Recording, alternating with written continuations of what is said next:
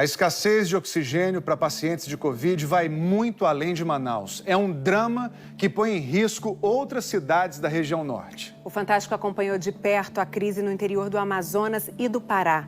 A distância e a falta de estrutura dificultam ainda mais o socorro aos doentes. Manacapuru, a 100 quilômetros de Manaus. A explosão de casos de Covid na região norte aumentou demais a necessidade de oxigênio medicinal. Só nesta cidade aqui, o volume pulou de 150 metros cúbicos por dia antes da pandemia para 1.500 metros cúbicos nas últimas semanas. No dia 15, o ar faltou no hospital da cidade. Naquela noite, 7 pessoas morreram por falta de oxigenação. Domingo passado, o Fantástico fez uma reportagem sobre mortes por asfixia na capital, Manaus. Como é que pode? A pessoa está morrendo na porta do hospital. Manacapuru é um aviso de que o problema chegou ao interior do Amazonas. Essa alta demanda da capital acabou engolindo o produto que já estava escasso. A 400 quilômetros de Manacapuru, a defensora pública Gabriela Gonçalves atua em Parintins. É o maior município do interior do estado e ainda assim não possuímos leitos de UTI. Historicamente, quem precisasse de UTI era transferido para a capital. Agora, os pacientes não vão para Manaus porque Manaus está colapsada. Os pacientes graves ficam em suas cidades. Por causa da Covid, eles são muitos. Foi isso que aumentou a necessidade de oxigênio no interior. A gente tem tanto a exaustão física quanto a exaustão psicológica, mas vai tentando buscar forças para continuar diante da luta. Este outro médico estava trabalhando na pior noite de Parintins até ontem. Feira que a gente chamou de quinta-feira sem fim, que nós realmente não sabíamos quantas horas nós teríamos de abastecimento de oxigênio. O que a equipe preconizou? Diminuir o fluxo de oxigênio, que é suficiente para oxigenar os tecidos do cérebro, o coração, enfim. Mas não dá realmente um conforto ao paciente, né? Hoje, um paciente morreu por asfixia no hospital da cidade. Segundo os números compilados pelo Ministério Público de Contas de Manaus, antes dessa, eram 51 mortes no estado por causa da falta de oxigênio. Há, hoje, uma subcategoria de pessoas. A pandemia da Covid só deixou ainda mais claro problemas que já são históricos. A Defensoria Pública removeu 8 pessoas de Parintins para Belém. Tenho toda a certeza que ela está indo hoje inconsciente, mas ela vai voltar de lá sorrindo. Não que o Pará esteja em situação tranquila, pelo contrário. Ontem, a cidade de Monte Alegre correu o risco de ficar sem oxigênio. Pacientes foram transferidos para Santarém, a 80 quilômetros dali. E depois da transferência, 38 cilindros cheios chegaram ao hospital de Monte Alegre.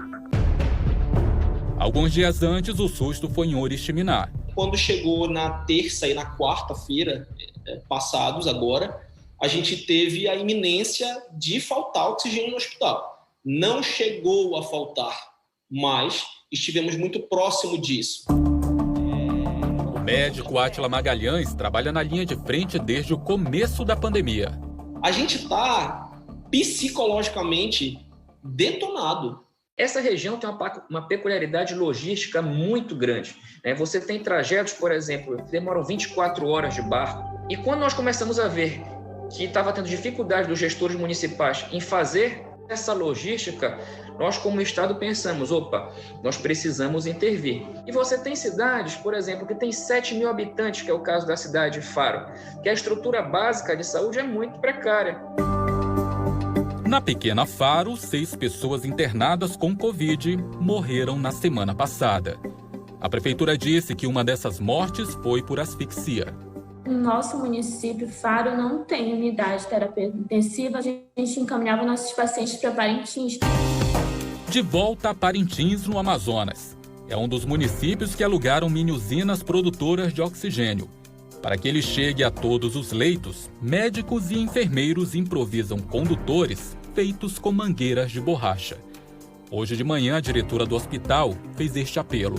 A partir das 0 horas dessa madrugada de domingo, nós entramos em alerta máximo e precisamos transportar os pacientes que se encontram entubados. Como é que uma diretora de um hospital se sente vendo o oxigênio acabar e os pacientes precisando respirar? É um sentimento muito ruim. Precisamos do apoio, precisamos lutar por todas as vidas que chegam necessitando do nosso auxílio. Em Tabatinga, um grupo de voluntários se organizou para todo dia atravessar a fronteira com a Colômbia. Os moradores levam cilindros vazios, recarregam e trazem de volta o oxigênio que será usado na unidade de saúde local. São as próprias comunidades tentando evitar tragédias como a de terça-feira em Coari. 7 pacientes de Covid morreram sem ar. Sou filho, até então, Marisete Ribeiro de Souza, uma das pacientes que estavam no Hospital Regional de Coari. A mãe dele seria transferida para Belém naquele dia mesmo. Recebemos essa notícia, infelizmente, no porto de Coari. Estávamos todos aguardando a transferência dos pacientes, para Belém. O oxigênio estava em algum ponto no Rio Solimões.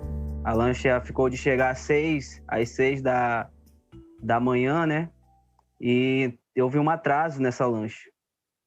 E quando foi umas 7 horas, nós já recebemos notícias de que todos os pacientes tinham vindo a óbito no hospital, por falta de oxigênio.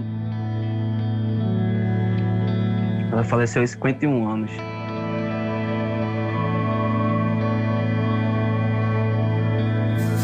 Ele tinha 69 anos.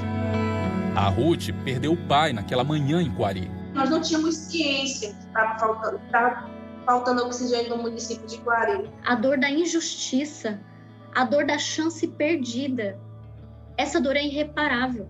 Eu não culpo a equipe de saúde, mas quem deixou faltar oxigênio no hospital, essas pessoas que a gente fica assim, com sentimento de revolta, porque deixou faltar. A Prefeitura de Coari publicou nota com a informação de que 200 cilindros do município tinham ficado retidos em Manaus, onde seriam reabastecidos, e que 40 deles foram devolvidos cheios, mas fazendo escala em outro município, Tefé. A nota confirma que o oxigênio chegou a Coari às 7 horas e que o abastecimento do hospital tinha acabado às 6. O secretário estadual de Saúde anunciou providências. Nós temos municípios que ficam a mais de 2 horas de Boeing da capital Manaus. Então, uma logística muito complicada, mas nós estamos vencendo com aquisição de cilindros de oxigênio. Vamos instalar novas mini-usinas para dotar os municípios do interior de autossuficiência em oxigênio. É preciso que quem tenha condições de agir, haja com a brevidade necessária, sob pena que essa tragédia ganhe proporções ainda maiores do que já estamos vivenciando aqui. Em Manacapuru, o cemitério não fecha mais as portas. A demanda é tão grande que a administração do espaço já deixa algumas covas abertas. Isso porque enterros estão sendo feitos até de madrugada.